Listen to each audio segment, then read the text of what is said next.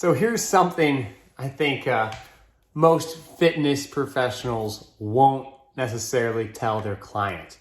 Now, it's the fact that when it comes down to it, it's not always about the exercises you're doing, but about how you're progressing those exercises. So as a consumer, someone who is seeking out a trainer and working with a trainer, I've been there, I did it growing up, I understand it. It's easy to first gravitate towards what exercise is best. Should I squat? Should I back squat? Should I front squat? So on.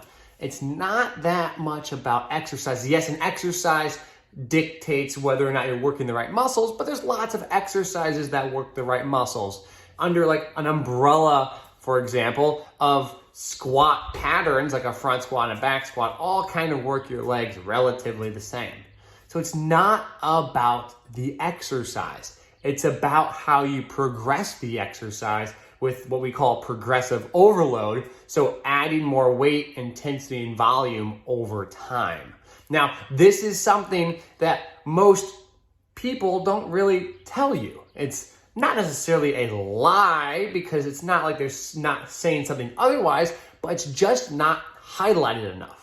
So when it comes down to it, as a consumer of information, it is so important that we realize it's not about the exercise. It's about how we progress these movements over time. Because at the end of the day, we're trying to create change in the body, trying to create adaptation. That change only takes place when two variables happen. We have exposure, so the single intensity of an event, that is like the one time a workout, and the number of exposures, so how many times you're doing that workout over a week and a month. Over time, you get stronger. So what might have been difficult one time is now easy. So you have to add more weight. Progressive overload.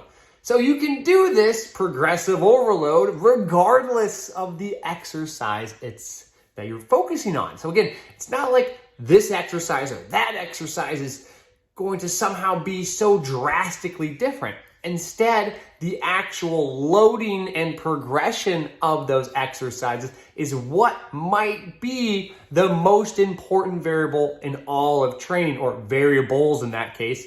That is things and variables, or I should say variables, not things, variables that influence the amount of load the body is exposed to. So things like number of sets and number of reps and how much weight you're doing and how fast you're doing the exercise might actually arguably be more important than the exercise itself.